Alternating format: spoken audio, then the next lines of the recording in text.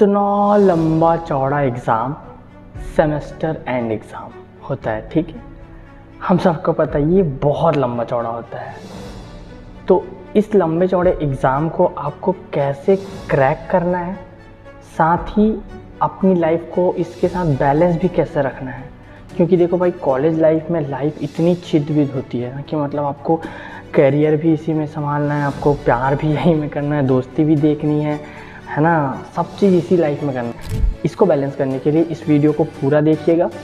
इस वीडियो के सारे पॉइंट्स एक दूसरे से कनेक्टेड हैं, यानी कि आप सभी पॉइंट को समझोगे तभी आप इस पूरी वीडियो को समझ सकते हो और अपने एग्ज़ाम के इन पूरे 3 महीने को वैल्यूएबल तरीके से यूज़ करके इसका कोर वैल्यू निकाल सकते हो।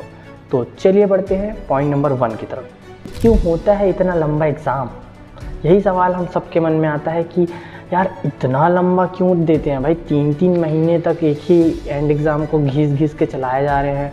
एक एग्ज़ाम के बाद 17 दिन 10 दिन की छुट्टियां दे रहे हैं और कोई एग्ज़ाम के बाद बस एक ही दिन की छुट्टी। मतलब हमारे लिए हो सकता है वो एग्ज़ाम टफ़ हो, वो सब्जेक्ट टफ़ हो, उसके लिए इतनी कम छुट्टी। तो ये सारे सवाल रहते हैं, तो उनके जवाब मैं आपको देता हूँ। देखिए, एक ही सेमेस्टर में बहुत सारे बैचेस होते हैं, वैसे ही बहुत सारे अलग अलग क्लासेस में और बहुत सारे सेमेस्टर में बहुत सारे बैचेस होते हैं। तो उन सारे सेमेस्टर के, उन सारे क्लासेस के एग्ज़ाम मोस्टली एक ही टाइम पर होते रहते हैं, उसी महीने में।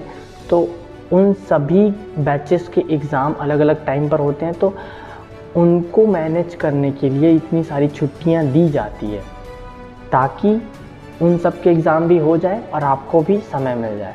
इस तरीके से इतनी लंबी छुट्टियां होती है। तो आपको इन छुट्टियों का सही इस्तेमाल कैसे करना है, यही हमारा पॉइंट नंबर 2 है।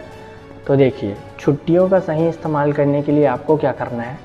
अगर आपकी लंबी छुट्टी है तो आपको अपने काम भी करने हैं, आपको पढ़ाई भी करना है और साथ ही दोस्त को, है ना, अपने परिवार को भी देखना है। ये नहीं कि भाई मेरा एग्ज़ाम चल रहा है, 10-10 दिन की छुट्टी है और तू घर पे बात ही नहीं कर रहे हो। बहुत सारे लोग रेंट में रहते हैं, तो पेरेंट्स के साथ बात करने के लिए एग्ज़ाम है ये वो बहाने मत देना। बहुत ज़्यादा इंपॉर्टेंट होता है फैमिली, तो उसको निगलेक्ट मत करना, चाहे आपका एग्ज़ाम ही क्यों ना चल रहा हो। भले 1-2 मिनट बात करिए, लेकिन बात ज़रूर करिए। मैं इसको डिटेल में एक्सप्लेन कर देता हूँ कि आपको अपनी छुट्टियों का सही इस्तेमाल करना कैसे है।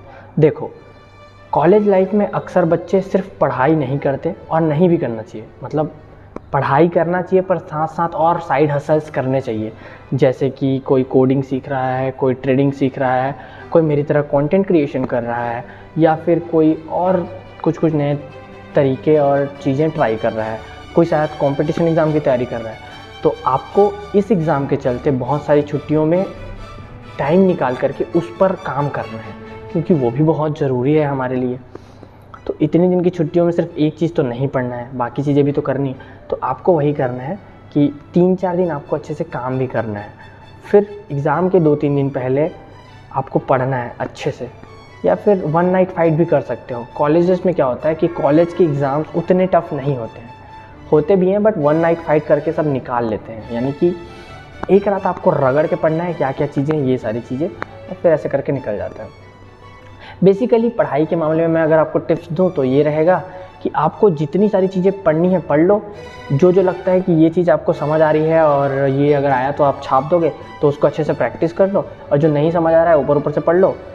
उसके बाद लास्ट में सबसे इम्पॉर्टेंट बात आपको ये याद रखनी है कि जब आप पूरी चीज़ें पढ़ लो तो ये माइंडसेट बनाकर एग्ज़ाम देने जाना, जैसे भी सवाल आए आपको उसके बारे में जो भी पता हो मार्क्स के हिसाब से आपको उस पर छाप देने हैं। खाली कुछ भी नहीं छोड़ना है, पूरा भर के आना है जितना आपको पता हो। तो छुट्टियां तो मिल गई, इसको कैसे सही यूज़ करना है हमने ये भी सीख लिया, जान लिया। पर अगर आपने छुट्टी को सही से बैलेंस नहीं किया तो आपकी लाइफ भी अनबैलेंस्ड हो जाएगी। तो छुट्टी को और लाइफ को दोनों को बैलेंस करके कैसे चलना है, आइए हम 3rd पॉइंट में समझते हैं। तो जैसा कि आपने छुट्टियों का सही इस्तेमाल किया है, वैसे आपने लाइफ को और छुट्टी को बैलेंस करने के लिए बस इतनी सी बात कहूँगा कि आप अपने काम को शिद्दत से कीजिए और सिर्फ एक ही चीज़ मत करिए लाइफ में।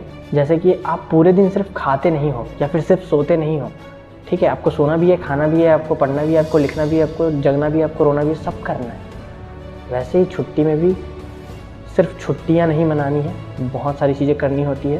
क्योंकि भले ही ये आपके एग्ज़ाम के टाइम में चल रहे छुट्टियां हो, पर गुजर रहे ये दिन आपकी ही लाइफ है, आपका ही समय और आपका ही एनर्जी है। तो सही जगह लगाइए, सही इस्तेमाल करिए। देखिए, इसी पॉइंट और बात को समझते हुए हमारा अगला पॉइंट है कि आपको सिर्फ पढ़ाई और सिर्फ काम नहीं करना है, क्योंकि ज़िंदगी में बहुत सारी चीज़ें हैं। उसमें से एक ये भी, आपके दोस्त हैं, आपको घूमना है, आपको और भी चीज़ें करनी। वैसे ही आपको छुट्टियों की तरह भी 1-2 दिन जीने हैं कि मतलब छुट्टी है तो ठीक है, आज मैगी पार्टी कर लेते हैं, छुट्टी है तो ठीक है, दोस्तों के साथ थोड़ा गपशप कर लेते हैं, छुट्टी है तो ठीक है, मेरी तरह आप शाम को मंदिर जा सकते हैं दोस्तों के साथ, वो भी एक खूबसूरत पल है। हो सकता है आपको ट्रिप का प्लान है तो ट्रिप कर सकते हो, कोई दिक्कत नहीं है भाई, आप जाओ। पर वही है कि 3-4 घंटे का ट्रिप रखो तो ठीक है, वरना फिर अगर 12 घंटे का ट्रिप रखोगे तो फिर ज़्यादा आपको दिक्कत हो सकती है टाइम का।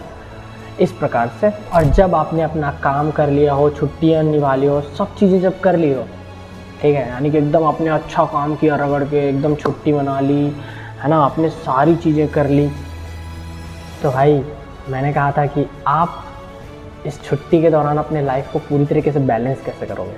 तो अगर आपको सच में अपनी लाइफ बैलेंस करनी है तो 5वां पॉइंट सबसे इम्पॉर्टेंट है, ध्यान से सुनिएगा। बात यह है कि आपको जी भर के खाना है, सुकून से सोना है और काम रगड़ के करना है। क्योंकि देखो, अगर आप काम नहीं करोगे तो फिर आप सब व्यर्थ है भाई, सब बेकार है, क्योंकि वही रिजल्ट्स ला के देते हैं। और पढ़ाई तो करना ज़रूरी ही है। एग्ज़ाम के 2-3 दिन पहले रगड़ के पढ़ना, उससे पहले वाली छुट्टियों में काम कर लेना, ज़्यादा दिन की हो तो, नहीं तो फिर 2-3 दिन रगड़ के पढ़ो, एग्ज़ाम निकल जाएगा, निकल जाता है, मेरा भी अभी तक निकला है, आपका भी निकल ही जाएगा।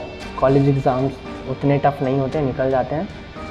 तो बस इतनी सी बात है। इन 5 पॉइंट को अगर ध्यान से समझ गए हो तो अंतिम बात बस यही है दोस्तों कि आपको इन पूरे 3 महीने को अच्छे से जीना है, अच्छे से काम करना है और एग्ज़ाम को भी अच्छे से देना है।